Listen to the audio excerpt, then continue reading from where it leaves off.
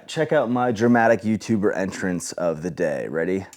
Drama, very drama. Hey guys, how's it going? My name's Luke. I am in a hotel right now. I would never choose this wallpaper here. And yeah, we're gonna do something a little bit different today as far as videos go because I am actually in New Hampshire on a business trip and this is where I grew up. I am born and raised here, and because of that, I still have friends that are here. Most of them not really in music or in audio, but I do have one. He was my very first roommate ever. We got our first apartment together right when I was 18. Very, very dear friend of mine, and he runs probably one of the only standing like commercial facilities kind of in this part of really maybe even all of New Hampshire. And maybe I'm naive in saying that because there could be some, big home studios that are accepting, commercial clients. But as far as what I see just on Google and what I see just on social media, Eric has kind of been the one holding it down here for New Hampshire as far as studios go for a while now. So we're gonna go check out Eric's studio, Blackheart Sound. Let's go, enjoy the video. All right guys, I am here with Eric at Blackheart Sound, and he's gonna give us a little bit of a tour of what we got going on here. So this is the live room. It's very lively. I designed this place to be like a really great spot to do drums. Usually set up drums right here. And first off, the amp wall, it's just wonderful. I have a pretty big collection of amps. I still got a couple in the control room. Just like staring down this whole thing.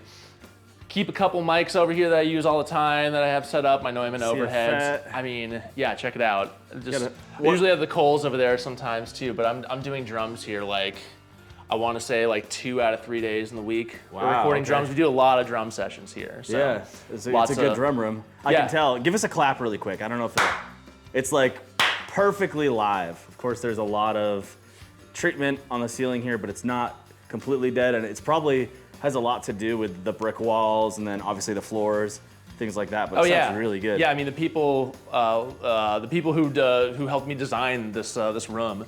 They were like, oh, put absorption up there. And I was like, no, we're gonna put diffusion. We're gonna reflect all the sound instead of absorbing it so I can get a little more lively feel. I keep drums up here and a lot of the microphones that have their own cases, such as like ribbon microphones, tube condensers, and like all other sorts of knickknacks. I have like a chopped Fender combo that I use as an amp. Oh, you sometimes. Literally chopped the speaker cable? Oh yeah, I just chopped it right, took it right out, and then I just wired a speaker cable on the end of it, and that thing sounds awesome. So you use it like a head now? Yeah. Cool, that's awesome, all right. It's super aggressive and fuzzy, and like it doesn't work for everything, but like it works out when it needs to. Yeah. And then I got like a bunch of my dynamic microphones. Wow, you are actually organized. Look at that. He's got a dynamic drawer. I just throw them in. I mean, that's only like half of them. I just throw them right in there. I see a condenser in there. I just throw them right in there. They can handle it. It's fine. That's great, man. Over here, I got a bunch of keyboards. This was given to me by a mastering engineer down in on the North Shore of Mass, and he just hit me up. He's like, Do you want a Hammond? And I was like, sure. Okay, just come. I thought he wanted money. He was like, I don't know if I can afford it. But then he was like, no, like literally just come down here and grab it. A lot of people get rid of these big heavy stuff for free. How many people do you have to get to move it? Me and 2 guys. Wow. Yeah, we took a van down to I think it was Peabody to grab it. And we got the Leslie speaker here. Amazing, I use it all the time. It sounds amazing. I was gonna say, you probably get a lot of use time on that. Yeah, you stereo mic that. Sounds fantastic. This Rhodes, I just got this one. That's not a Rhodes, dude. That's a rod. This belonged to a friend of mine, James, and he used to engineer here, and he took it down to New York City with him, and then he was like, hey, I'm gonna sell this. So I wanted to bring it back here. I just got that in about a week ago. Then you got a standing piano. Yep, this is unbranded. No, it's a Yamaha. Is it? Okay. It's Yamaha U1. This is my wife Autumn's. It was hers as a kid. Oh, that's great. And it was just hanging out at her parents' house, and they were like, "Do you want to take this?" Like, yeah, absolutely. We needed like some room for our daughter to play in the living room, so we dropped this in. It sounds really good. It's nice. Really smooth. Sounds really good in this room too. Yep, it's very, very smooth, great piano. I also have this one over here, this Wurlitzer. This one's a lot more like like stabby. It has a lot more. It has a lot more hair pop. to it. Yeah, I like it. I like this stuff. This piano for some things. They're definitely different. They're different enough where I was like, I'm keeping both of them. Right. Here. You missed one, dude. What's this one on top here? The Schoenhut? Is that how you say it? Oh, cool. That thing's Playing cool. both at the same time. Yeah, it's jamming out. Awesome, man. This is really cool. I noticed that your patch, your mic ties over here, one of them, is that actually a stage box that you put in the wall? Yep. I just put a stage box in. Works great. I was gonna say, I have a CBI snake in my studio as well. Yeah, I've had absolutely no problems with that. We just tossed it into the wall, put it on the frame, and works great. That's great, man. It gets the signal from one place to another. Right. That's the only job. That's the only thing we needed to do. Yeah. That's great. Awesome. And then you got it's a chorus. Okay, cool. Yep, Fender stereo chorus. Yep. I use that. It's kind of like their jazz chorus copy. Yep. Sounds great. Let's say all their like actual vintage style amps are very, very good. Yeah, absolutely. This is where I keep all like the mic stands and stuff that aren't when they're not set up, cables. I was gonna say, you've got some excellent organization at that. It probably doesn't always look like this, does it?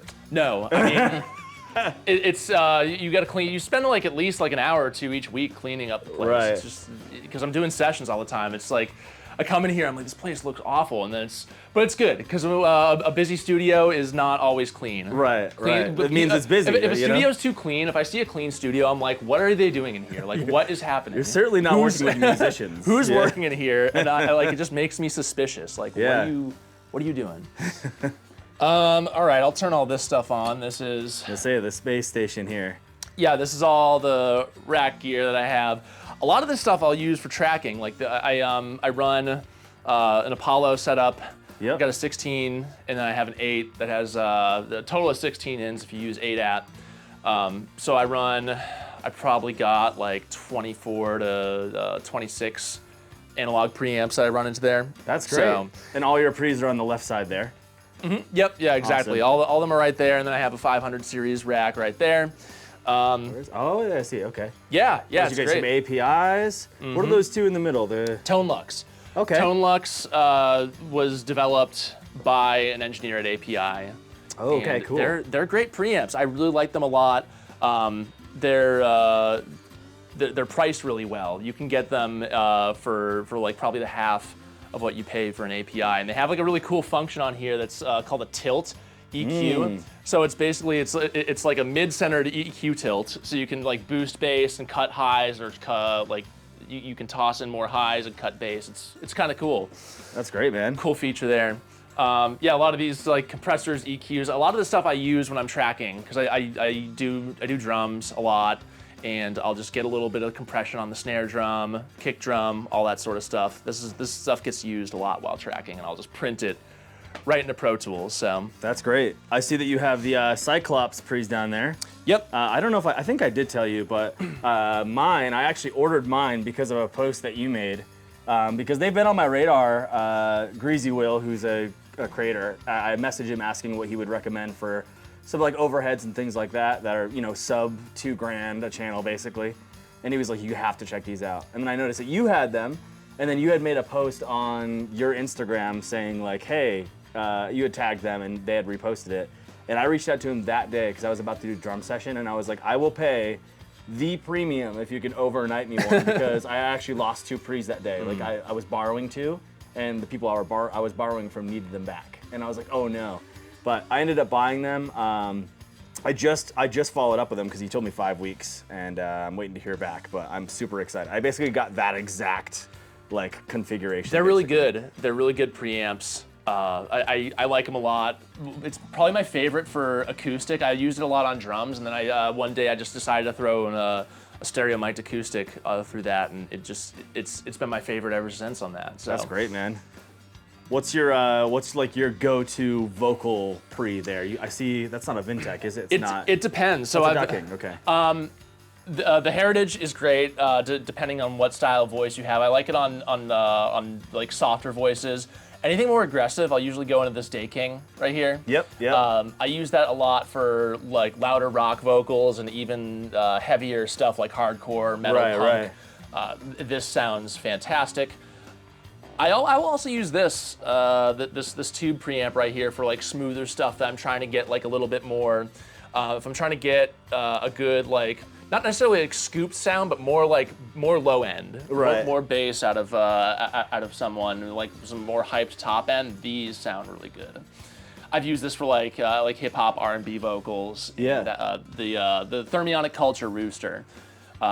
I have another piece from them right here. This is the Vulture. It's a stereo saturation Oh yeah, I've seen those. piece Yeah. that I use on drums all the time. I use that on the drum Culture tube bus. Vulture, dude. I've seen there's a plug-in. I know that. Yep. You know it's- the actual unit here. I use it all the time. I have that hard patched into the Apollo, so I can just turn it on and have that going whenever I want it to. It's so essential. Yeah, that's but great. Thermionic Culture, they do a lot of they're all tube stuff. That's all what they do. Right, So. very vibey stuff. Mm-hmm. Yeah, that's great, man. Now, as far as like the desk setup here, what is this a Argosy desk? I think so. Yeah. I remember I was getting rid of. I had this older console here that I would record out of for a while, and when that kind of crapped out, I looked on Marketplace, and someone was getting rid of a desk for basically nothing. So I picked it up, and it's great. I drop a couple of all my conversion stuff is there. I have a couple synthesizers that I keep in here. I got this Pro one that's always going. Yeah, I don't even. Oh, that's What not was a I doing? controller. That's an actual synthesizer. Yep. No, Okay, this- cool. Oh, okay. This is the synth right here, and it is the Behringer Pro 1. Yeah, I have all of my synthesizers are wired into this, so That's I can pick any channel that I want to, and then I can they're all patched into these preamps here, and I can just hit the line input and then just select whatever one I want to and, That's great, and man. pull it up. Yeah, super convenient. What's that brown compressor down there? That definitely looks optical, or maybe This like a RJR regular John recording. This is just an LA2A. Yep, I was gonna say it looks like a mix of that and then like a. It's a point-to-point LA2A. Yeah. It's everything's there that you'd find on LA2A. I was I actually swapped this. I had a CL1B. I ended up keeping this over the CL1B as like a vocal opto compressor. It definitely stands up to that quite a bit. And I was like, I can have this. And for like $1,500, I can take that CL1B and then make some other investments on different things. So that's one of my big vocal compressors right there. That one is, if I got rid of everything, that would be staying with me. That's your desert island. that would be with me. I assume all the that time. in distressors because I would everybody take says. that. I would do that and the stereo distressors, and Yeah. like everything else could really. Absolutely. I mean, I love everything else, but like that would be it for me. Yeah, I just got my distressor and I absolutely love it. They're great. It's been really It's good. one of those things where I was like, once I got them, I was like, wow, why did I wait so long? Right. I mean, they're not the cheapest compressor out there, but if you're on the fence about those things, you should should grab one because you're never gonna go back. So really quickly, I wanted to go ahead and just show my appreciation for this rack tuner because you like don't see these or find them anymore like at all. And this is the exact one that I used to have when I did like live performing, but now like having like when I do a lot of DI guitars, I'm having to have like the artist like sit next to me and like look at the screen on like the neural DSP stuff or like you know the tuner. So there's this. I would always run into I'd have clip-on tuners or like a tuner on here, but like it's just the tuners would be dead or like they'd have to be squinting at the screen, so it just made it so much easier to do that. And if someone's playing there's two inputs on this, and I have a microphone that's running in the room. So if like someone's playing an acoustic guitar or something you can like just capture that. they That can is just capture so that smart, and they can dude. tune right there. So I've never seen anybody do that. That's great. That's the mic right there. yeah, it's just a cheap microphone that I got at a Goodwill great, in Colorado or something. And then you have, I see, that almost looked like a micro cord when I walked in, but it's not. It is This is a something micro else. cord. This It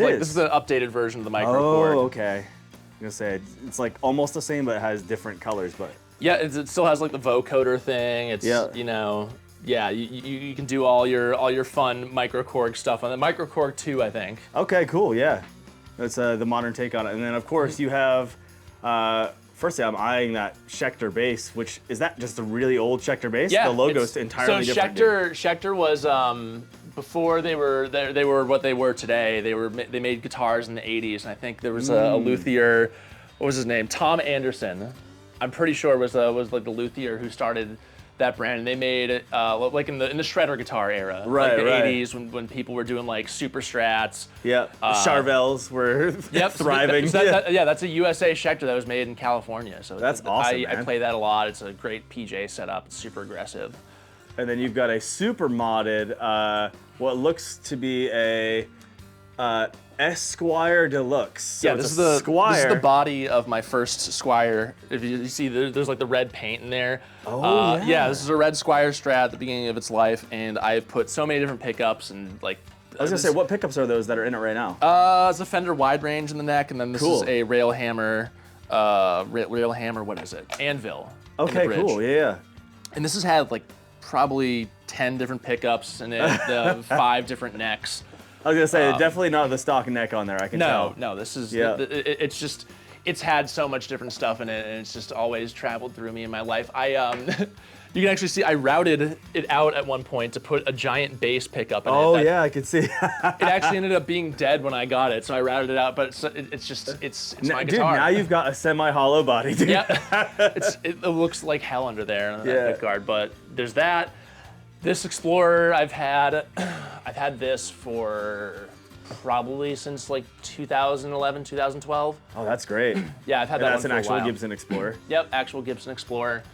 I don't think they make them in Sunburst anymore. I was gonna say, what year is that? I've never seen a Sunburst This is a 2001. It looks cool, old. okay. I took all the hardware off of this thing. I put gold hardware on it. It had chrome hardware and a white pick guard, and I wanted it to look like, you know that band Mastodon? Yeah, yeah. They, their guitar player, Bill Kelleher, had a signature Explorer, and it was all sunburst with gold hardware, and I wanted to get one so bad, but they had like sold out of them, so I'm like, I'm just gonna make one. Right, the closest to that. That's awesome, man. Over here, this is a... How do you say this? Is it Dunable? Dunnable. Dunnable, okay. This is a 9-string Dunnable Asteroid. Right. So this is, it's like a half 12 string. I was gonna say, yeah, the strings are, when I'm thinking like 8, 9 string, I'm thinking like a metal, like, spread wide, you need a bit, but it's...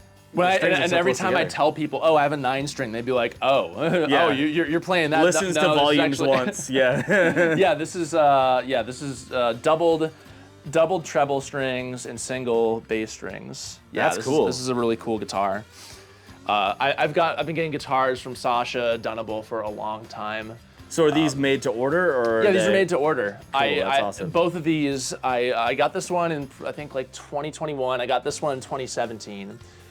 And he's great because he's a lot bigger now, but like before they got like enormous as a company, I could just get in his DMs and be like, yo, make me this. Please, and yeah, he'd make be like, this. he'd charge you what he has to charge you, but he'd do it. Right. This one was one that I got in 2017. I was gonna say, I've seen this one in videos before. This one sounds really cool, This man. is not a body style or model that they offer. I went to him and I asked him to make me a Rickenbacker 4003 style body. Okay, that makes sense. With but in like a baritone scale. Yep. And yeah, in 2017 he could still do that. They would not make this today.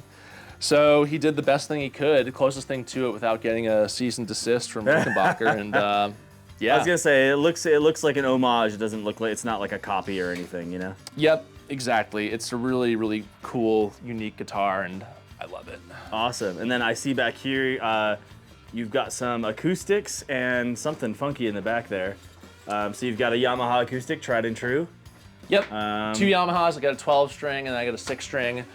This is one of their lesser expensive models. I think it's like an LS6, and they're like $500 new, and they'll go toe to toe with Martin stuff. And I worked at a music store for a while, and I've tried out a lot of things. That's a great guitar. Squire Bass 6. That is if you don't know what a Bass 6 is, it's just a standard tuned. Take a standard tuned guitar, tune it down an entire octave. Oh, there you cool. Go. Yeah. And you definitely need heavier gauge strings for that. Yep. They have a whole set. They're all wound. Yeah, it gets a really cool sound. You can do a lot of things and get like a bass tonality, but do more like lead guitar sort of things. Yeah. You hear this sort of stuff in a lot of like 80s new wave, post-punk sort of stuff. So That's awesome, man. That's a good one. Yeah, so as far as like this studio here, oh dude, it sounds so cool out here. It's like a little bit more live. You can I just know, hear it. yeah, a big shift. Yeah, which is exactly how you want it to be with a live room. But yeah, so as far as like studios in New Hampshire, like, correct me if I'm wrong, I think you're kind of like the last standing, we'll say commercial, and what I mean by that is not commercially capable, because you can obviously do a lot in a home studio nowadays, but as far as like if somebody were to come here as like a destination studio, I want to record an album, you are like kind of the last standing place. I mean, I don't think there's much going on in the state for studios besides this place. Yeah. And I mean, I know you keep busy, but as far as like, you know, say somebody does want to come out to New Hampshire and record. By the way, if you're watching this and you haven't been to New Hampshire, we probably have the best scenery, if not close to the best scenery in the country. Great. Especially this time of year. Right, yeah. it's perfect. Summer's great. So if you're thinking about recording a record, where would they reach out to you to potentially talk to you about that? Just go on my website. I have a whole contact form there. You can reach me at my email. Well, dude, thank you so much for showing us your studio. Of course, I could. Of course. The camera's been rolling for 20 minutes now, which is, I feel like we could talk for 20 minutes more at the very least. Dude, I could go forever on this stuff. I love it. But thank you so much for showing us your studio, man. It's absolutely beautiful. And thank you. Really quickly to the viewers, like Eric and I have known each other since high school. Since high school, yeah. Since high school. Both of us were musically inclined. We both played guitar in bands and things like that, one of which we played in together. But we kind of were never into like the recording and production space until like, I think I had already moved away, and then I think you got into it before me, but I had already moved away, and then now just like kind of reconvening like years later and having us both be doing essentially the same thing. Yep. It's just really cool. I definitely don't do it at, you know, at this caliber, but it's all really cool stuff, man. So thank you so much, dude. I hope people check out Blackheart Sound, and Please do. Yeah, appreciate you. Bye. Bye.